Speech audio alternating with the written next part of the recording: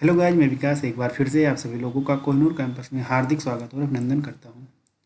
Friends, आज की video में मैं आप लोगों को IBACI IO का जीके का मार्क टेस्ट जो है दूसरा लेके आया हूं। इसके पहले मैंने आपका एक मार्क टेस्ट जो है प्रीवियस ईयर का GS प्रैक्टिस पेपर मैंने अपलोड कर दिया है।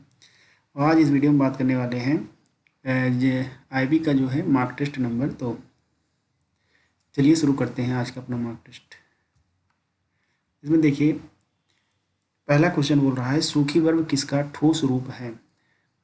तो सूखी बर्फ जो है, इसमें ऑप्शन दिए गए हैं। पहला ऑप्शन दिया गया है आपका कार्बन डाइऑक्साइड, दूसरा दिया गया है आपका पानी, तीसरा दिया गया है वायु और चौथा दिया गया है नाइट्रोजन। इसका सही आंसर होगा आपका कार्बन डाइऑक्साइड। अगला प्रश्न है, जठर या शरीर के अन्य भीतरी भागों की जांच के लिए प्रयोग की जाने वाली एक तकनीक एंडोस्कोपी किस परिघटना पर आधारित होती है। इसमें ऑप्शन दिए गए हैं। पहला ऑप्शन है पूर्ण आंतरिक परावर्तन, दूसरा है व्यतिकरण, तीसरा है विवर्तन, चौथा है ध्रुवण। तो देखिए, इसका जो सही आंसर होगा आपका ऑप्शन नंबर ए, पूर्ण आंतरिक परावर्तन। अगला प्रश्न है, धातुएं ऊष्मा और विद्युत की संचालक होती हैं सिवाय किसके। इसमें दिया गया ऑप्शन एल्युमिनियम के, आयरन के, बिस्मथ के और सिल्वर के। तो देखिए, धातु जो होती हैं, धातुएं जो हैं ऊष्मा और विद्युत की संचालक होती हैं, यानी चालक होती हैं, और किसे छोड़कर नहीं होती हैं। इसमें बिस्मथ से जो है, यह जो है विद्युत की और ऊष्मा की संचालक नहीं होती है। बाकी एल्युमिनियम, आयरन और सिल्वर, इन तीनों में ऊष्मा और विद्युत की चालकता होती है। अगला प्रश्न है, सर्वोदय की अवधारणा के संस्थापक कौन थे। इसमें दिया गया है चार ऑप्शन। पहला है KG मुसरूवाला, और दूसरा है महात्मा गांधी, तीसरा है विनोबा भावे, चौथा है जयप्रकाश नारायण। तो सर्वोदय की जो अवधारणा के संस्थापक थे, यह थे आपके महात्मा गांधी जी। महात्मा गांधी सर्वोदय की अवधारणा के संस्थापक थे। अगला प्रश्न है, ईमेल में BCC क्या है। ईमेल में BCC यानी BCC का फुल फॉर्म क्या होता है। तो पहला दिया गया है बैंक कार्बन कापी, दूसरा है बैंक करेक्ट कापी, तीसरा है ब्लाइंडर कॉपी टू कॉपी और चौथा है ब्लाइंड कार्बन कॉपी। इसका सही आंसर हो जाएगा आपका ब्लाइंड कार्बन कॉपी। इसका ऑप्शन नंबर 4 सही होगा। अगला प्रश्न है, तालचेर किसके लिए महत्वपूर्ण है। तो देखिए, तालचेर जो है, इसमें ऑप्शन दिया गया है। पहला ऑप्शन दिया गया है केबल उद्योग के लिए, दूसरा दिया गया है भारी जल संयंत्र के लिए, तीसरा है जल विद्युत के लिए और चौथा है एटॉमिक रिएक्टर के लिए। तो तालचेर जो होता है, यह भारी जल संयंत्र में महत्वपूर्ण है। अगला प्रश्न है, एलिफेंटा के प्रसिद्ध शैल कर्तित मंदिरों का श्रेय दिया गया है। तो जो एलिफेंटा का जो प्रसिद्ध मंदिर है, इसका जो मंदिरों का जो बनाने का श्रेय यह जो है किसे दिया गया है। इसमें पहला ऑप्शन है पल्लव को, दूसरा है चोलों को, तीसरा है राष्ट्रों को और चौथा है चालुक्यों को। इसका राइट आंसर होगा आपका चालुक्यों को। देखिए, एलिफेंटा का जो शैलकर्तित मंदिर का श्रेय है, यह चालुक्यों को दिया गया है। अगला प्रश्न है, प्लासी की लड़ाई किसके बीच लड़ी गई थी। प्लासी की लड़ाई जो है, यह है कब लड़ी गई थी। देखिए, प्लासी की लड़ाई जो थी 1757 ईस्वी में लड़ी गई थी। यह किसके किनके मध्य लड़ी गई थी। पहला ऑप्शन है मीर कासिम और रॉबर्ट क्लाइव, दूसरा है मीर जफर और रॉबर्ट क्लाइव, तीसरा है सिराजुद्दौला और रॉबर्ट, चौथा है दिए गए विकल्पों में से कोई नहीं। तो प्लासी की लड़ाई जो लड़ी गई थी, यह जो है सिराजुद्दौला और रॉबर्ट क्लाइव के बीच लड़ी गई थी। अगला प्रश्न है, कह रहा है किस गवर्नमेंट ऑफ इंडिया एक्ट द्वारा केंद्र में द्वैध शासन लागू किया गया था। इसमें सही ऑप्शन दिए गए हैं। पहला ऑप्शन दिया गया है 1858 और दूसरा दिया गया है 1935, तीसरा दिया गया है 1919 और चौथा दिया गया है 1909। इसका राइट आंसर हो जाएगा आपका जो है 1935। 1935 में देखिए, गवर्नमेंट ऑफ इंडिया एक्ट द्वारा जो है केंद्र में द्वैध शासन लागू किया गया था। अगला प्रश्न है, अकबर का प्रसिद्ध राजस्व मंत्री कौन था। इसमें दिया गया है पहला ऑप्शन हुमायूं, दूसरा दिया गया है तानसेन, तीसरा है टोडरमल और चौथा है राणा प्रताप सिंह। देखिए, अकबर का जो प्रसिद्ध राजस्व मंत्री था, वह थे टोडरमल थे। टोडरमल जो थे अकबर के राजस्व मंत्री थे। अगला प्रश्न है 1905 में बंगाल विभाजन के फलस्वरूप एक आंदोलन आगे बढ़ा था जिसका नाम था क्या? 1905 में जो आंदोलन हुआ था किसके खिलाफ? बंगाल के विभाजन के खिलाफ। तो इनमें पहला ऑप्शन है वंदे मातरम, दूसरा है स्वदेशी, तीसरा है पूर्ण स्वराज, चौथा है भारत छोड़ो। इसका सही आंसर हो जाएगा स्वदेशी। देखिए 1905 में बंगाल का विभाजन लॉर्ड कार्जन ने किया था, तो इसके खिलाफ में जो है एक स्वदेशी आंदोलन शुरू किया गया था, इसलिए इसका सही राइट आंसर होगा स्वदेशी आंदोलन। अगला प्रश्न है मृदा रहित कृषि को क्या कहते हैं? मृदा रहित कृषि को क्या कहते हैं? पहला है ऑप्शन अंतराल फसलन, दूसरा है रेशम उत्पादन, तीसरा है जल संवर्धन, चौथा है आर्द्रता संवर्धन। इसका राइट आंसर हो जाएगा आपका जल संवर्धन। जो मृदा रहित कृषि होती है उसे हम जल संवर्धन के नाम से जानते हैं। अगला प्रश्न है निम्न में से कौन प्राकृतिक रबड़ का प्रमुख उत्पादन है? तो इसमें 4 देश के नाम दिए गए हैं। पहला है दक्षिण अमेरिका, दूसरा है दक्षिण पूर्व एशिया, तीसरा है दक्षिण अफ्रीका, चौथा है दक्षिण ऑस्ट्रेलिया। तो देखिए इसका सही आंसर होगा ऑप्शन नंबर बी, दक्षिण पूर्व एशिया। दक्षिण पूर्व एशिया जो है प्राकृतिक रबड़ का एक प्रमुख उत्पादक देश है। अगला प्रश्न है ग्रैंड कैनियन किस नदी में स्थित है? ग्रैंड कैनियन किस नदी में स्थित है? पहली नदी है कांगो, दूसरी है होंगहो, तीसरी है नील और चौथी है कोलोराडो। तो देखिए इसका राइट आंसर होगा आपका option number D, Colorado. Grand canyon जो है यह कोलोराडो नदी में स्थित है। अगला प्रश्न है भारतीय खाद्य निगम की स्थापना कब की गई थी? देखिए भारतीय खाद्य निगम की स्थापना जो है पहला है अन्न प्राप्त करने के लिए, दूसरा है अन्न के भंडार के लिए, तीसरा है अन्न के आयात के लिए, चौथा है उपयुक्त सभी के लिए। तो एफसीआई जो है, एफसीआई यानी फूड कॉर्पोरेशन ऑफ इंडिया की स्थापना जो है यह सभी ऑप्शन के लिए की गई थी। देखिए इसका लक्ष्य था अन्न को प्राप्त करना और अन्न के भंडारण करना और अन्न के आयात करना, इसलिए इसका राइट आंसर होगा ऑप्शन नंबर डी। अगला प्रश्न है पर्यावरण संरक्षण अधिनियम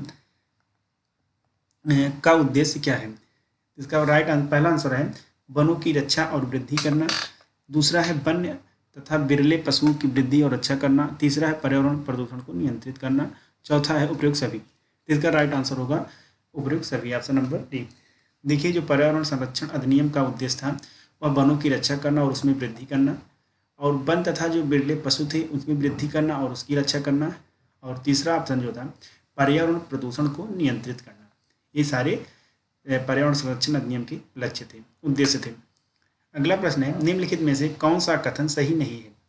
पहला है निकृष्ट मुद्रा खरी मुद्रा को संचालन से बाहर धकेल देती है, दूसरा है खरी मुद्रा निकृष्ट मुद्रा को संचालन से बाहर धकेल देती है, तीसरा है बैंक दर मौद्रिक नीति का एक औजार है, चौथा है सार्वजनिक ऋण राजकोषीय नीति का एक औजार है। इसका सही आंसर हो जाएगा आपका ऑप्शन नंबर बी। इसमें जो है खरी मुद्रा जो है निकृष्ट मुद्रा को संचालन से बाहर धकेल देती है। अगला प्रश्न है रजिस्टर उच्च गति स्मृत तत्व है जो स्थित होते हैं, ये कहाँ स्थित होते हैं? पहला ऑप्शन है स्मृत में, दूसरा है सीपीयू में, तीसरा है आईओ यूनिट में, और चौथा ऑप्शन है रोम या ईप्रोम में। इसका सही आंसर हो जाएगा आपका सीपीयू में। रजिस्टर जो है उच्च गति स्मृत तत्व है, यह जो है सीपीयू में स्थित होते हैं। सीपीयू का फुल फॉर्म जो होता है कंट्रोल प्रोसेसिंग यूनिट होता है, और इसे कंप्यूटर का ब्रेन भी कहा जाता है। अगला प्रश्न है लोकसभा का अध्यक्ष तब तक पद पर रहता है जब तक, पहला ऑप्शन है लोकसभा का विघटन ना हो जाए, दूसरा है लोकसभा का कार्यकाल समाप्त ना हो जाए, तीसरा है अगले मंत्रिपरिषद का गठन हो जाए, और चौथा है अगली लोकसभा का गठन ना हो जाए। इसका सही आंसर होगा ऑप्शन नंबर डी। देखिए लोकसभा का अध्यक्ष तब तक पद पर रहता है जब तक कि अगली लोकसभा का गठन ना हो जाए, तब तक वह जो है अपने पद पर बना रहता है। अगला प्रश्न है कि किस भारतीय संविधान में शामिल नीति निर्देशक सिद्धांत किसके संविधान से प्रेरित है? इसका पहला ऑप्शन है कनाडा, और दूसरा है आयरलैंड, तीसरा है अमेरिका, और चौथा है आपका ऑस्ट्रेलिया। देखिए भारतीय संविधान में जो नीति निदेशक तत्व शामिल किए गए हैं, यह किस देश के संविधान से लिया गया है? यह जो है आपके आयरलैंड देश से आपका लिया गया है। इसका राइट आंसर हो जाएगा आयरलैंड। अगला प्रश्न है, किसी राज्य की विधानसभा के सदस्यों की अधिकतम संभव संख्या क्या है? तो देखिए किसी राज्य की विधानसभा के सदस्यों की अधिकतम संख्या जो होती है वह आपकी कितनी होती है? 500 होती है। यानी इसके किसी भी राज्य की जो विधानसभा की अधिकतम सदस्यों की संख्या होगी वह 500 होगी। अगला प्रश्न है, वर्ष 2011 की जनगणना के अनुसार भारत की जनसंख्या घनत्व क्या है? तो पहला है 362 व्यक्ति पर किलोमीटर, दूसरा है 353 व्यक्ति प्रति किलोमीटर, तीसरा है 382 व्यक्ति प्रति किलोमीटर और चौथा है 375 व्यक्ति प्रति किलोमीटर। इसका सही आंसर हो जाएगा आपका 382 व्यक्ति प्रति किलोमीटर। यानी 2011 की जनगणना के अनुसार भारत जनसंख्या की जनघनत्व क्या है? 382 व्यक्ति पर किलोमीटर है। अगला प्रश्न है, चंद्रगुप्त किस वंश का शासक था? पहला है मौर्य का, दूसरा है मेवाड़ का, तीसरा है मुगल का, चौथा है पेशवा का। देखिए चंद्रगुप्त मौर्य जो थे यह मौर्य वंश के शासक थे। अगला प्रश्न है, किस साम्राज्य को हिंदुत्व का स्वर्ण युग माना जाता है? पहला है मौर्य, दूसरा है मुगल, तीसरा है गुप्त और चौथा है चोल। तो देखिए यह जो साम्राज्य था गुप्त वंश था। देखिए गुप्त वंश को हिंदुत्व का स्वर्ण युग माना जाता है। इसका राइट आंसर हो जाएगा ऑप्शन नंबर सी, गुप्त वंश। अगला प्रश्न है, कौन से संविधान से राज्य नीति विषयक निर्देशक तत्व अपनाए गए हैं? इसमें जो है ऑप्शन दिया गया है। जो पहला ऑप्शन है अमेरिका संविधान, दूसरा है ब्रिटिश संविधान, तीसरा है आयरिश संविधान, चौथा है फ्रांसीसी संविधान। देखिए जो नीति विषयक निर्देशक हैं, नीति निर्देशक विषयक तत्व जो हैं ये जो है आपके आयरिश संविधान से अपनाए गए हैं। अगला प्रश्न है, किस अनुच्छेद के तहत भारत में वर्ष 1975 में आपातकाल घोषित किया गया था? तो सही पहला ऑप्शन है आपका अनुच्छेद 1, दूसरा है अनुच्छेद 152, तीसरा है अनुच्छेद 286, चौथा है आपका अनुच्छेद 352। देखिए जो आपका आर्टिकल नंबर 352 है यह भारत में आपातकाल से संबंधित है, इसलिए इसका सही आंसर हो जाएगा आपका आर्टिकल नंबर 352। अगला प्रश्न है आपका कह रहा है कि सूर्य की सबसे बाहरी परत को क्या कहते हैं? इसमें 4 ऑप्शन दिए गए हैं। पहला ऑप्शन है स्थल मंडल, दूसरा है वर्ण मंडल, तीसरा है आपका प्रकाश मंडल और चौथा है कोरोना। तो देखिए इसका सही आंसर हो जाएगा आपका कोरोना। कोरोना जो है सूर्य की सबसे बाहरी परत को कहते हैं। इसका राइट आंसर हो जाएगा आपका ऑप्शन नंबर डी।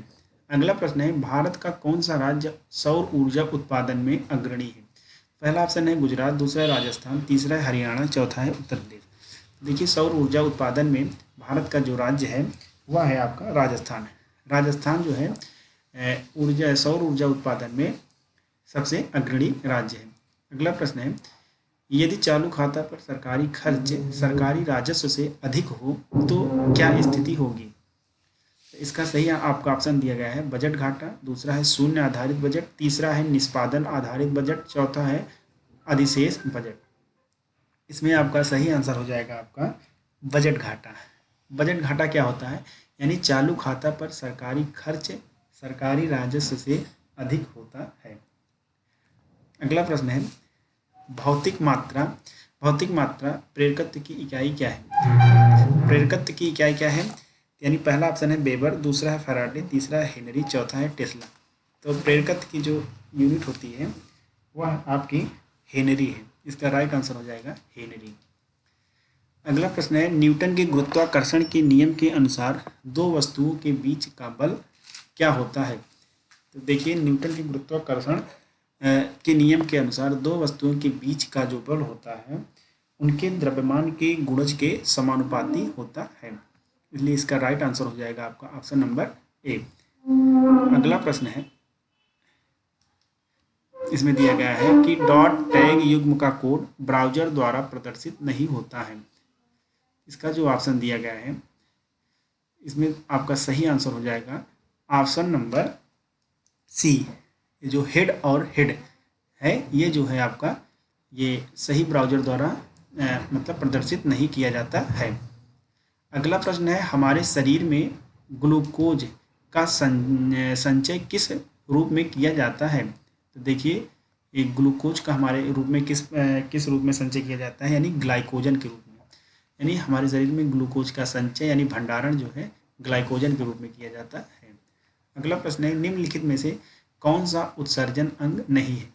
इसमें 4 ऑप्शन है। पहला है गुर्दा, दूसरा है कलेजा, तीसरा है फेफड़े, चौथा है प्लीहा। तो देखिए जो प्लीहा है यह जो है एक उत्सर्जन अंग नहीं है।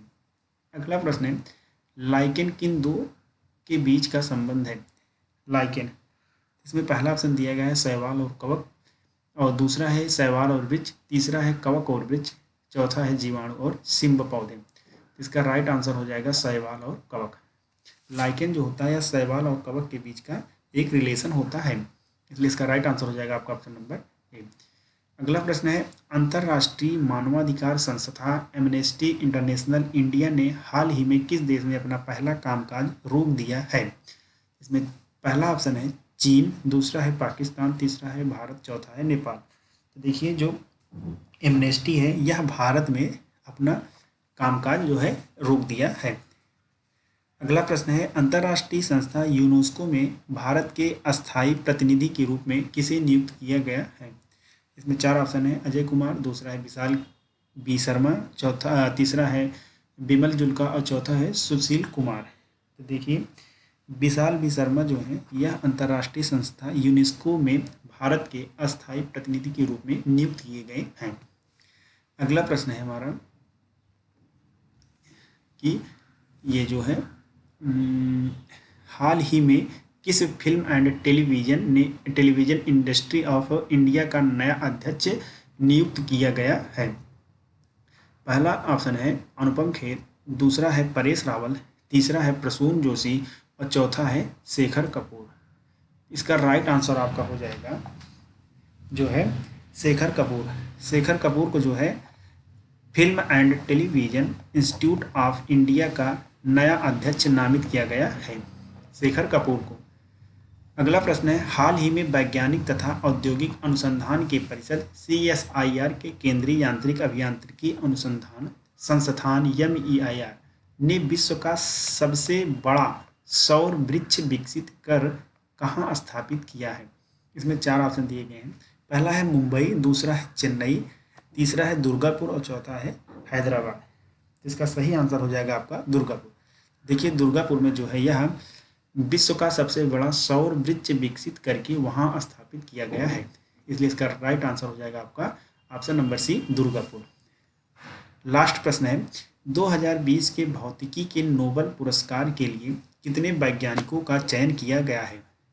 पहला ऑप्शन दिया गया है 1, दूसरा है 3, तीसरा है 4, चौथा है 0। इसका राइट आंसर आपका हो जाएगा 3। तो देखिए 3 लोगों को भौतिकी के क्षेत्र में नोबेल पुरस्कार दिया गया है।